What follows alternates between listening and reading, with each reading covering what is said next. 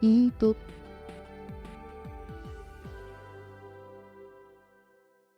Welcome back to Passing Time with Craig. As always, I'm your host, Craig, and we are celebrating the Calgary Underground Film Festival that's happening this month in April here. And it's exciting. We've got a bunch of people involved, including the director of This Too Shall Pass. This is Rob Grant joining us today. Hello, Rob. How are you? Good. How are you? Doing well, thanks. We're going to talk about the movie, which I absolutely adored, and I have so many things and thoughts and feelings about it. But I want to start off with you.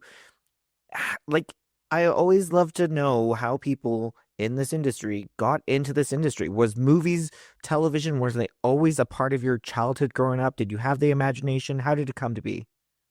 Yeah, from a very young age. I got laughed at my grade 7 graduation for saying I wanted to be the next Steven Spielberg. So Really? it was a very early passion. My dad was at the time, I think, a vice principal at a high school here in Vancouver, and he brought home one of the first like shoulder mounted VHS cameras that they were using from, I guess, their audio video section at the school there. Yeah. And I started messing around with it on the weekend. And my first thing I did was recreate the scene in The Fugitive where they're in the sewer. And he said, "I didn't kill my wife." And he said, I don't care.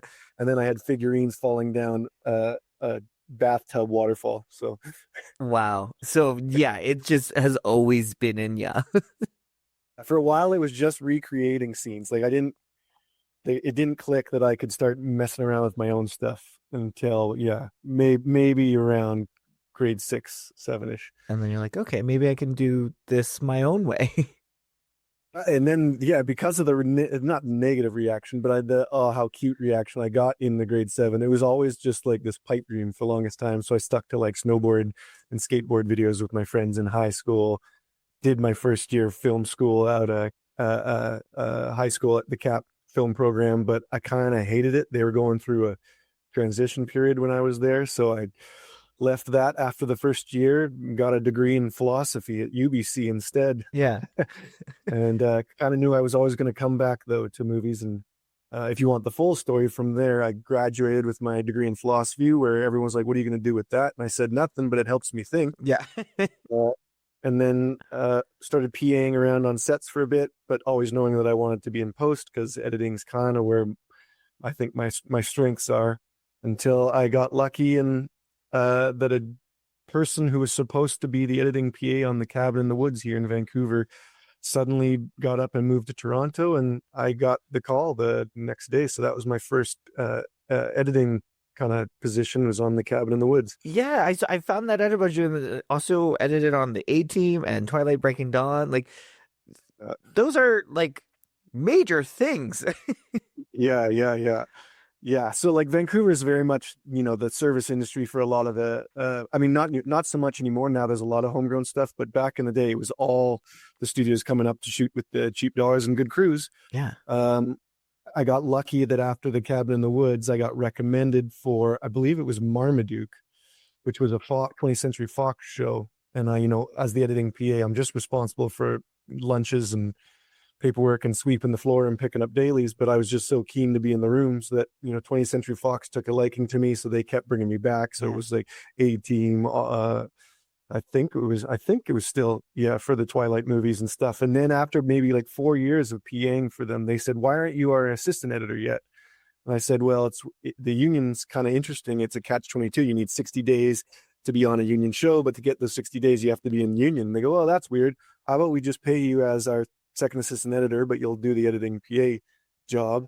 And then about 3/4 through the show, the union found out about it and threatened to kick me off the show, and was trying to force 20th Century Fox to hire an actual second assistant. And they said, "Give us the full list. We'll find a reason to not hire every one of them." And they kind of backed off. So I had 20th Century Fox kind of go to bat to me to get my union card. And then from there, I was assistant editing with them. And kind of the whole time between doing that, I would still, in between shows, sometimes it would be like 3 or 4 months in between a show, I'd go off and just shoot something with my friends. And then that fractured off into my first feature. And I would kind of just bounce back and forth depending on what was busier as the years went on. Yeah.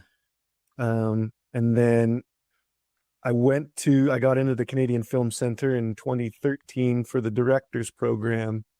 And at that point I was assistant editing on, Planet of the Apes, I think. Went and did the program there for a year, came back and got on Spielberg's The BFG, where I was first assistant editor, but Michael Kahn, his editor since, Close Encounters of the Third Kind, took a liking to me because I was willing to come in on a weekend to edit with them. So he kind of took me under his wing. And by the end of the show, there's, me, him, Spielberg, and a couple of the executives in a room editing together, which was crazy. So I kind of didn't get to be the next Spielberg, but I got to work with them. So did you just find everybody who was in your grade 7 grad and be like, fuck you? it was the parents. It wasn't the kids. It was the parents. Oh, yeah. Like, oh, that's and then after that, I got a call from Fox again, and they were like, we're doing the War for the Planet of the Apes, and Matt Reeves needs a previs editor.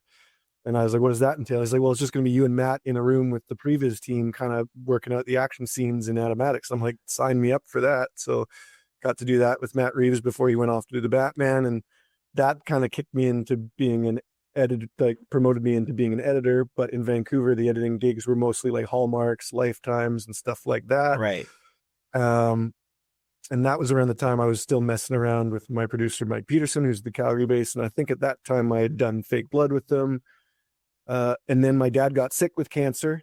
And so I had to step away from editing because I couldn't be tied to the chair. And I became a post supervisor where I could basically virtually do from anywhere while taking care of my father. So it's been this winding road in post, while simultaneously every now and then I'll just be like, I need to go do my creative outlet and find something. And the cool thing is the editing stuff kind of puts the roof over my head and frees me up to not really think financially about the repercussions on my movies, the better or worse. Yeah. But it kind of, it's not fuck you money, but it's enough that I'm not forced to do things that I don't want to do anymore. Yeah. No, and that's kind of, I think, a point everybody wants to get in their life.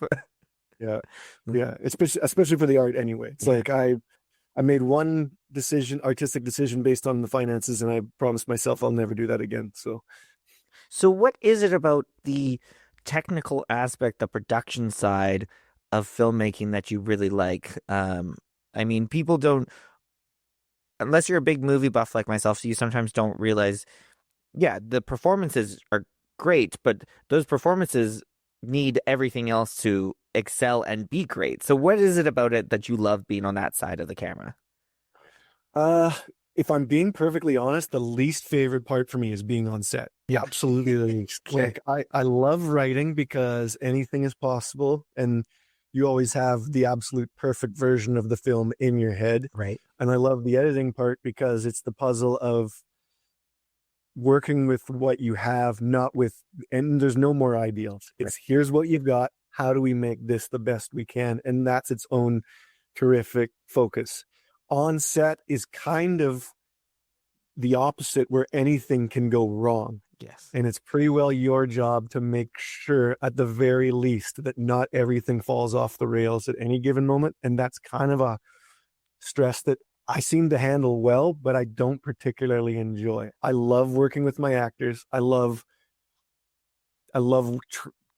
putting them in situations for them to deliver the most honest and perfect performance. But do I love worrying every waking moment about, this set design, the costumes, sets, makeup, everything coming together as best it can all at once? I really dislike it. I'm just such a control freak. Yeah. That as the editor of my own stuff, it's like I know what I need to put it together. Yeah. And this one's such an interesting film too, like because it is a period piece because it's the 80s. There's a lot of similarities, everything comes back. But there are still specific outfits and looks and even vehicles and just the boombox. Like there's all these little things that aren't just you go and find at Walmart right now. Yeah. No, well, we had, again, like I speak very highly of the Calgary crews. They were all trained up on, Hell on Wheels, like really big stuff. Yeah. And they know how to operate in really good settings. And, my production designers and Casper and Taylor were, that's a heavy job to do on a minor budget, a very minor budget, to make sure that yeah, everything looks and feels authentic. The one good thing that we kind of decided early in pre-production was this is the anti-Stranger Things.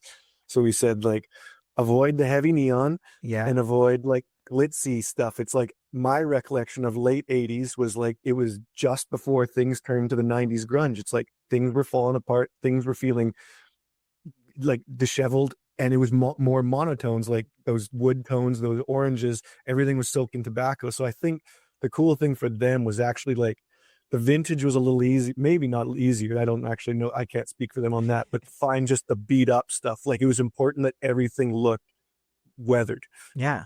Well, and yeah, and you have like some of the looks again, they think as I said, things come back in style. That's how it goes. And there's certain looks that when you're watching it, there's moments, especially with some of our main male characters, when we bring the females in, of course, there's that more distinct look, but you know, guys always kind of have that same thing. So even just, the varsity jacket is just it could be Yeah. any year. Yeah, exactly. Yeah, that was important to us. Like the John character and his jean jacket with the wool on the inside. I'm like, I have one of those now. Like those are classic. Yeah. So let's talk about this movie. This too shall pass. I got to watch it last night and I just adored it. There were genuine, like, laugh out loud cackles for me from a few one-liners that I just absolutely love. Like, this is Punch. I just died. Yeah, Um, yeah. but there's so much heart in it. And it's, as again, I love movies. I absolutely love movies. I love when I get to just talk about movies with someone on my podcast. And this is almost like Scream because it references 80s movies. They know what's happening. It takes place in the 80s. They're mentioning John Hughes, all these movies we know and love, and also pointing out the flaws and the problems and things that didn't age well, and just the different, talking about people of color, queer people, females, like all this stuff. And I can't applaud you enough because I think it's great. Well, thank you. Yeah, it was I writing it specifically to like like that's interesting that you mentioned Scream because yeah, I guess I hadn't thought about it that way, but yeah, it's trying to people that know they're in a horror movie. These people kind of know they're in a coming of age story, and that's the reason I wrote that is because I feel like that's how I would have done it. Yeah. It's I think You know it. you know the quote, Yeah.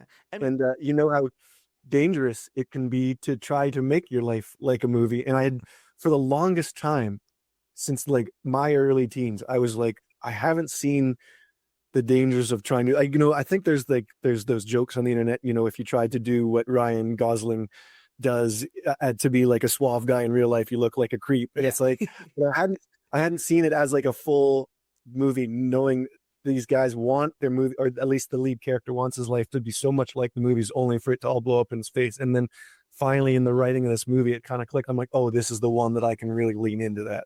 Yeah, and that's just it. It's not like like it's not a spoof like Not Another Teen Movie or just like takes the piss out of these movies and says what that were awful about them, or it's still just very much a real movie that just happens to know that these movies existed. And that's just such a great way to do a coming of age story because there are so many coming of age stories. And did you know you wanted to kind of acknowledge that right away, that this is such a common type of film genre, one that we all love and every generation has them? Yeah, I'll give you the full backstory. So I think this was maybe around 2021, still height of the pandemic. Yeah. I couldn't figure out how I was going to make a movie in like a bubble scenario, any of that. So I told my manager at the time, I'm like, can you just find me something to write, maybe like just so I'm feeling engaged in the world into the industry that seems to somehow continue on without me. And he ended up hooking me up with a producer called Michael Baker, who at 16 was a Mormon youth who decided to go on this crazy weekend rebellious trip, and kind of gave me like not verbatim, but most of the overall beats in the story that he went through. And I was like, oh shit, But then more I spoke to him, like, are you sure I'm the right guy? I just finished Harpoon about three people trying to eat each other on a boat. Yeah. And he's like, no, no, he's like, I'm actually looking for it to have a little bit more bite than the average movie. And I was like, let me think about this. And then I went back, and then the more I thought about it, especially to a teenager, I mean, this might be putting words in, teens' mouths these days, but I thought about it's like everything to a teenager, at least to me, was the biggest catastrophe in the world. Yep. Like everything's the most important, whether it's, social status, your relationships, all the stuff like that is what your life's about at those ages. And I was like, well, if I treat all these things the way I treat like a horror movie, like these things are life or death for them. Yeah. And so I kind of entered the story from that perspective. I'm like, if these kids don't get these things, it's death, like metaphorical death for them. So I went in starting to write like that, and that kind of opened the whole thing up for me. And then it led me to being like, okay, well, Simon's aware of these tropes if he knows movies, or he wishes his life to be like these movies. Because I had the Christian guilt growing up. I was kind of sheltered from some violent movies and stuff like that. Not sheltered so much. I did see Terminator 2 in grade 2 with my dad, but I was always told to be like wary of these things. And so Right. there was like these peoples that had my friends that would have no gosh, what is it where you have to be home by a certain Oh, hour? curfews. Yeah, I had curfews, but I would revere all my friends that seemingly got to do whatever they want. So I kind of attacked it like that. He knows that these friends kind of have the world open to him. He doesn't. And just knowing that he wanted that life without knowing the consequences of it was kind of my opening for Simon. The rest of the friends, I kind of were just fractured bits of my personality at some point or other through high school. Even including Kim, who, I was a late bloomer myself in high school, so I hadn't gone through puberty while all of my friends are dating. I was kind of confused about why am I not kind of pursuing females and stuff like that. So like every character was just me interjected at a different point. At the time, as I was mentioning, the time I was taking care of my dying father. So the story became a lot more uplifting and positive than it probably originally was. It probably had a more negative ending. And I just was like, I'm sick of feeling bad. I need something that makes me feel good. And then I was also I hadn't seen a coming of age story, but kind of like in that style of Stand By Me or Dazed and Confused. And I just kind of wanted to kind of see if I had the cojones to recreate something like that. So that's kind of where it all came about. I handed in the script to Michael Baker, and I was like, geez, I hope he likes what I went for here, only wanting to write it. And I kind of said to myself that if he asked me to stay on to direct, I would. And, he asked me the next day, and I was like, well, I must be assigned. So off to the races that I went, trying to reinvent myself as a dramatic director instead of a genre director. Well, and I mean, you mentioned Stand By Me, and The Goonies is one of my absolute favorite movies, and it's about these adventures that usually take place over like 1 to 2 days, Ferris Bueller's, and they're just so great, and they have that lasting power. But one of the key things about these coming of age movies is the friendships. And so this movie, we got 16-year-old Simon is going on this adventure with his four best friends. He's from New York. He's going to Canada to follow the girl that he, seems to have this crush on. Has met the night Yeah. before type situation. And thinks is reciprocated. Yeah, and so it's such an interesting story. Did we always know it was gonna be because I love that it's Americans coming to Canada and viewing Canada and discovering that. Was that always a key element of this film? Yeah, for sure. I have a thing where like I try my hardest not to make just Canadian centric things. I like movies. I like to open it up so that if whether you're Canadian or American or anyone else, people can kind of understand like a bit more of the cross border rather than say cross provincial, where people may be like, "What the hell does that mean? Like, aren't you guys all the same?" So it also felt like a much bigger leap for these teenagers to take that journey. And added me and my producer Michael Peterson were definitely interested in telling the opposite of what we've been told is like the Canadians are assholes Yeah. story. So I was like, it opened us up to way more more interesting opportunities doing it kind of that way. Yeah, again, you're taking things we know, but kind of just subverting them in still like this authentic way. And that's just really like it's really fun because there you don't know what exactly is going to happen, and you don't know where the jokes or the heart's going to come from. Mm, yeah, absolutely. Yeah. That's, I mean, I think I always knew, like, especially with as soon as I figured out each of the friendships, like each of the characters and how they all, because you have to be careful. You have the rule where like two characters can't be exactly the same because of otherwise, what do they contribute? You kind of have to have the Seinfeld model. They each have to have their Yeah, thing. yeah, And for a while, in the script phase, the John and Chris characters were dangerously close to being, one note jokes for the rest of the cast. And it was only in the casting stage in speaking with Jeremy and in speaking with Aiden, that I was like, you guys, I need your help to kind of work on these characters so that they feel unique. yeah. Otherwise, why are you both in this group? And luckily, it's like we were all able to recognize that and kind of dial through that through. But yeah, as soon as I figured out those friendships and those dynamics, it made the rest of the writing a little easier. Yeah. Well, and again, you have such an incredible cast. How lucky were you to find these young actors, and especially some of the scenes and things that were required to come into play all did a fantastic job. How lucky were you, and how did you find everybody? I'm very lucky. I mean, my manager slash the EP of the film, Jason Ellis, thank God he brought on Coco Kleppinger, who is our casting director, who's worked with, some of the top people in the industry. And, I don't know whether I'd like to think it was just because of the climate of what's kind of being written or made right now. We got really good responses from a lot of the talent agencies in that the teens were reading this and being like, holy shit, stuff like this isn't getting made right now. I want to do something like that. Um, one of the we went through a lot of casting. Like I think something like 500 plus teenagers, Wow. and I was adamant that they had to be teenagers because I didn't want to see the John Hughes 25-year-old, 30-year-old playing teenagers. Yeah.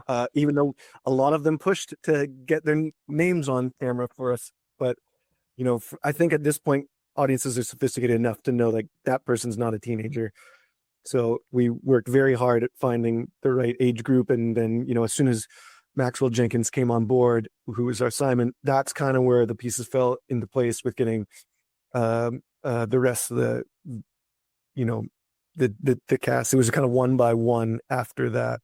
But one of my biggest compliments that we got in one of the casting sessions was, it sounds like you had a tape recorder in a room with me and my friends. And I was like, oh, thank God. Well, Because, we were shooting, I was 38 years old, and I'm like, I might be way out of touch. Maybe has nothing to do with what teenagers yeah. think about these days. But all I could write about were my anxieties that I still even feel to this day, and hope that they'd still landed. And thank God I at least was told, maybe they were lying to me because I was the director. But yeah, I still feel like some of those anxieties kind of are universal. Yeah. Well, and I mean that's I think again why coming of age stories are still so needed and popular, and doesn't matter how old you are, if you haven't came of age in 30, 40 years, you're still going to watch this and be like, holy crap, that's what I went through. And especially taking films that take place in the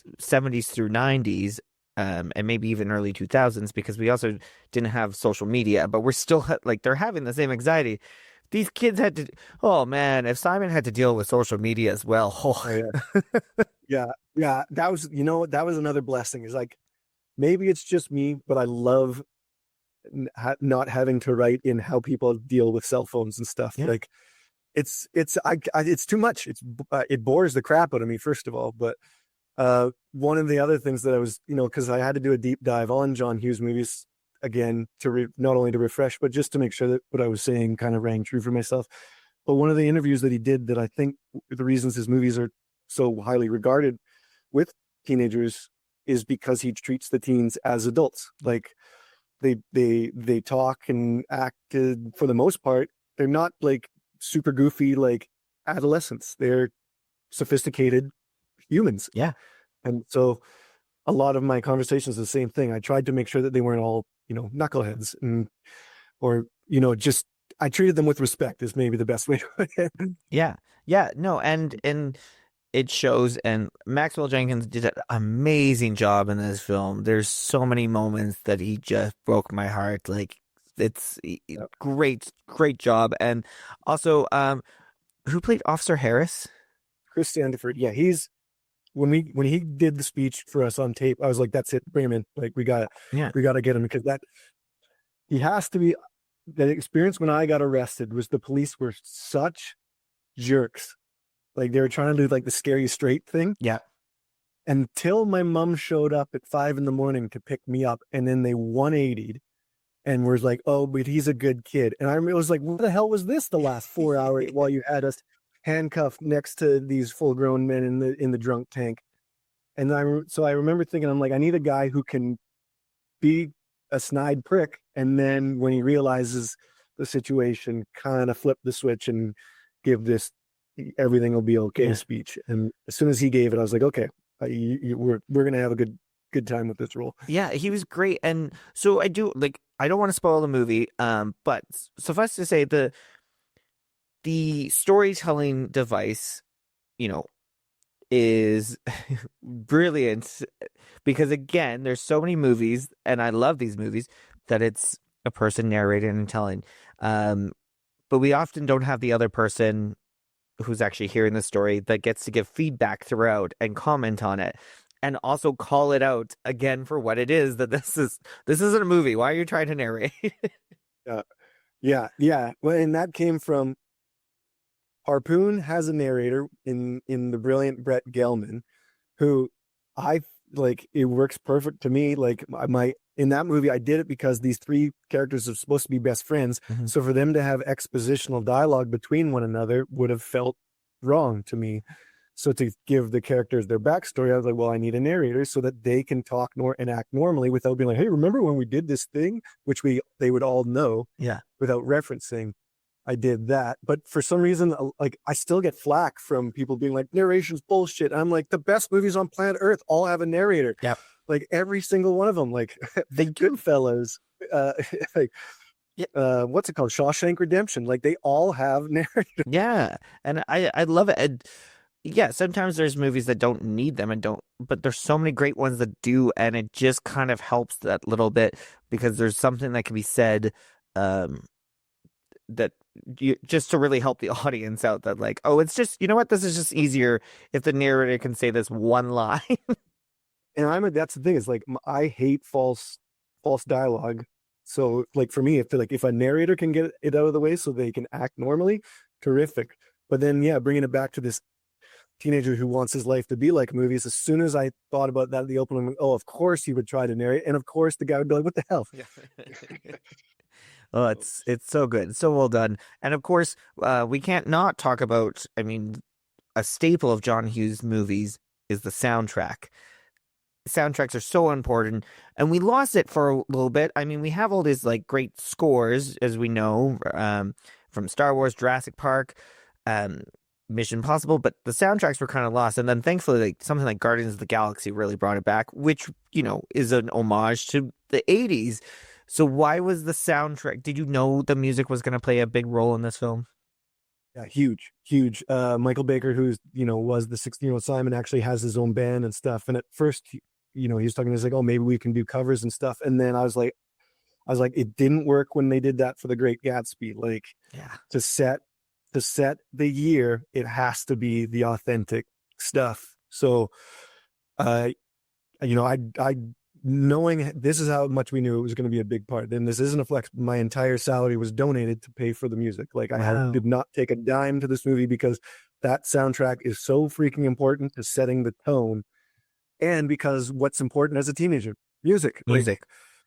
Yeah. So like, that's what you sit around. That's what you listen to. That's what you talk about. And that's what you kind of base some of your personality off of. So we're introduced to certain characters because of music and records. Yeah. So no, that was a major important element, especially. And I thought it was also an interesting opportunity to again go the anti-Stranger Things. It's like find the ones that aren't the cliched '80s, Yeah. 99 lift balloons or something Yeah. like that. So we worked really, aside from Forever Young, which was the opening, but it's because that's a bit of a tongue-in-cheek play that to come in on this guy who's beat to shit, but Yeah. But I think uh, I think that one works. yeah, yeah. But I mean, yeah, it's like I've wanted like The Cure is one of my favorite bands of all time. I based a lot of my probably early '90s personality off of uh the Disintegration album or like this, and so Yeah. for Robert Smith to be the first band to say yes to uh the movie and then set the price point that all the other bands kind of had to follow suit. Like we wouldn't be able to afford the soundtrack if it wasn't for Robert Smith and the Cure. So I am in forever debt to that band and that band. And like the fact that I finally got to fulfill my dream of having a Cure song in a movie, which is crazy. We had the best music supervisor on planet Earth, and sorry, not Nikki, Natasha Dupree, who's from Vancouver, who I've worked with prior. But the miracle that she pulled off and squeezing that into the budget that we had is like it shouldn't be possible. Yeah. Well, it was a great soundtrack, and again, like there's so many films that soundtrack music is just so important. Like I love music because I love movies, and there's songs that I hear and they bring out same emotions as it does to other people, but it's because of a particular scene in a movie that I've seen that just resonates with me. And so when I hear that song, I think of that movie, whether I'm laughing, crying, feeling about love, all that stuff. So well done on getting a great playlist.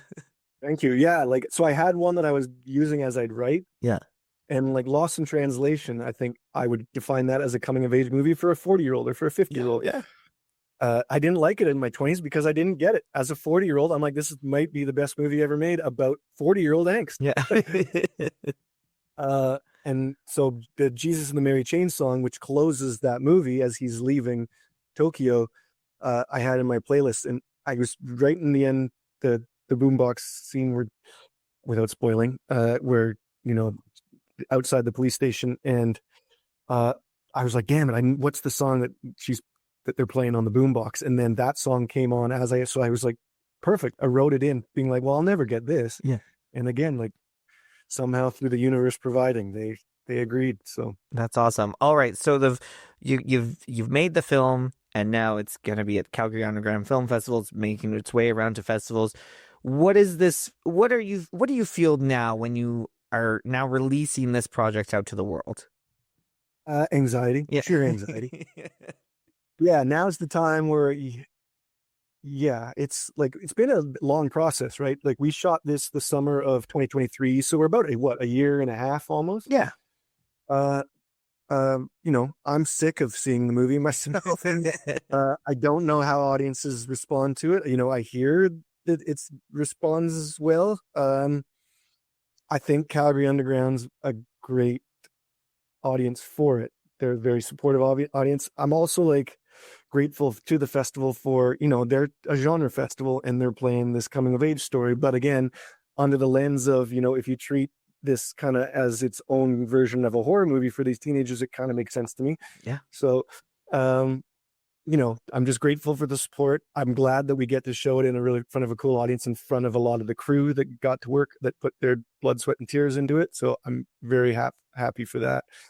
But at this point, yeah, for me, it's just like, it's the anxiety. We're waiting on the release of the movie. I don't know how it's going to go. I don't know if I'm going to have an opportunity to do another based on how this one goes. It's kind of, I'm in the gray zone right now. I don't know. Yeah. That must be real fun for you, isn't it? Yeah, it's like, you know what it's like a extended breakup that you just want them to finish moving out the rest of their gear so that you can move on. Yeah. I like that. That's a good analogy. Yeah, because every time it's brought up, it's like, oh, but we're not through it yet. So it's like it kind of is. Yeah, it's like it's a bit triggering. It's strange. It's Yeah. tough to explain. So, well, question then for you: what type of genre do you like to watch, and is it different than what you like to make? Yeah, I'd say so. No, you know what? It's I grew up like with obviously with the Indiana Jones, like Spielberg stuff. So obviously that was a big influence. Like I said, Terminator 2 in grade 2 is actually what made me be like, holy shit, like I want to do this. But I'd say the stuff that actually opened me up to like outside of that, popcorn stuff was John Cassavetes. So, at a young age, it was like I was watching, like A Woman Under the Influence or like Killing of a Chinese Bookie, all this stuff, or Dazed and Confused, Reality Bites, like Linklater stuff, like a lot of people talking. And I kind of found myself actually more drawn to that kind of stuff where, people are hashing stuff out. And I think the biggest critique I would get from my genre stuff is that there's a little too much drama. People are like, what the hell genre is this? It's like you got horror stuff, but then you've got all these dramatic moments. So I've kind of infused that in my stuff. But I also grew up, loving The Evil Dead. So I don't know. I'm kind of working in my own little weird space again, for better or worse. Um, But I love that. I've said it before on this podcast and talking to friends. I love a horror movie that just has out of nowhere the perfect comedic joke. And I love a comedy movie or comedy show that has this out of nowhere, real serious, dramatic, but earned tears. And I just, because that's what life is. Sometimes yeah, you're having fun and then it gets serious. And other times you're scared shitless and you have to crack a joke. yeah, no, yeah, exactly. There's no way I can't do that. Like I would never be able to write a straight genre. I would never be able to write a straight drama. I'd never be able to write a straight comedy. It would have to be some sort of meld of the three, or of the two of the three. Yeah. All And right. that's just due to what I made a decision a while ago. It's like I can only write and make what I want to see, or what I find I'm like craving to see that I'm not seeing out there right now. Right. And I've followed that, and you know it gets some blowback usually at the festival circuits because they're like, we don't know how to program this. Like, who is this for? And I'm like, well, it's for me, but Yeah. But there's other people out there. And I mean, I thought this was great and I'm so excited about it. I'm going to be telling everybody to watch it. But so they're not just hearing it from me. What is your last little elevator pitch to people who are wanting to see this movie or have unsure of it? I mean, yeah, it would be like if you're looking for a Rob Grant version of Dazed or Confused or Stand By Me, this is as close as it's ever going to get to it, without going, you know, the substance where there's blood spraying for the bottom 30 minutes. Which I was Uh, not expecting, and I warned friends not to eat while watching that movie. yeah, yeah, exactly. So yeah, it's if for people that like this kind of stuff that I do, just imagine my version, my loving takedown of a John Hughes movie. And like, don't get it wrong, I love John Hughes. He's revered for a reason. The guy did Home Alone, which is arguably one of my favorite movies and perfectly written movies of all time. Um, I guess it's me trying to update those tropes and kind of give a loving nod to, the route that he paved for us to do it right now. Because I feel like there's a gap in the market right now for these types of movies, and I just felt like it was my time to do one. Yeah, and I think it's the perfect time for it. I think audiences are going to have fun with it. I think it's such a blast, and I mean, yeah, who doesn't like a good coming of age story with a killer soundtrack and comedy? It's perfect. Yeah, yeah. I tried my very hardest. But there's so many good trivia bits in there. This movie is the most personal one I've ever done. Again, like I was talking with when my father was near the end there, we were having these conversations about regrets, and I was like, holy crap, a 70-year-old man, like, I didn't even consider to me that a 70-year-old person couldn't have done all the things that he wanted to do. And he's like, I didn't do a lot of stuff, and that kind of kicked me in the butt to be like, stop being scared, do the do the drama movie, for better or worse, and hopefully pans out. Yeah. So And I do want to say I am sorry about your father. I lost my mom when I was young, and I do love that it was you ended this with for dad. I thought that was great. well, thank you. Yeah, yeah. I mean, I wouldn't have done it without those conversations.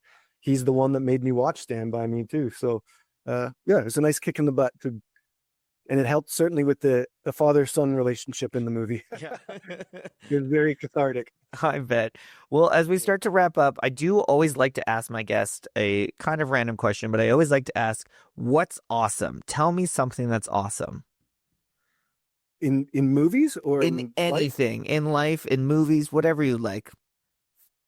You know what? This is going to be weird. This is the not awesome part. The not awesome part is my hobby. My favorite thing on planet Earth is like was watching movies that I've kind of corrupted now because of working in the business. So now when I watch movies, I kind of can't get out of the work mode Yeah. for a little bit. Like it takes me, I have to be in a very specific headspace and not be thinking about the editing, the lighting, all this stuff. So video games have actually become my new release. The And I newest. have to say that the storytelling in video games nowadays is, arguably gotten better than movies because they get it's so immersive. So I'm playing a Plague Tale Requiem right now, which is set in, the feudal 1600s with rats kind of taking over castles and stuff like now. But the story and the soundtrack that makes you just feel dread, that's kind of my awesome for me right now. And there's just so many good games that I've got a stack that are way too long. And because the Fallout series made me go back to Fall games. I'm just loving video games Yeah. right now. That's kind of been my escape. So That's a good one. See, we all need that escape, whether it's movies, books, music, video games, puzzles. We all need that escape. exactly. It's That's all that's mine right now. And the Silent Hill 2 remake might be the scariest thing I've ever played in my life. really. That's just I can't play it alone. I have to have my wife come in and sit in with me to play. That's so scary. That is my new awesome thing is hearing that. So scary. I've never had anything like it. It's just like 20, like constant dread inducing terror. Yeah. Well, that's that brought me so much joy. So thank you for that. Absolutely. Well, Rob, it was such a pleasure talking to you. I love this movie. This too shall pass. It's like the Calgary Underground Film Festival. Check it out. You can find Rob Grant and find out more of his stuff online. Just give him a quick search. You'll find his IMDb. Rob, thank you so much for being here today. Thank you. Appreciate it. This was an absolute pleasure. Make sure everybody to follow me on Passing Time with Craig, PTW Craig, on Facebook and Instagram to keep out all the ways to pass time. Otherwise, we'll chat soon. Bye.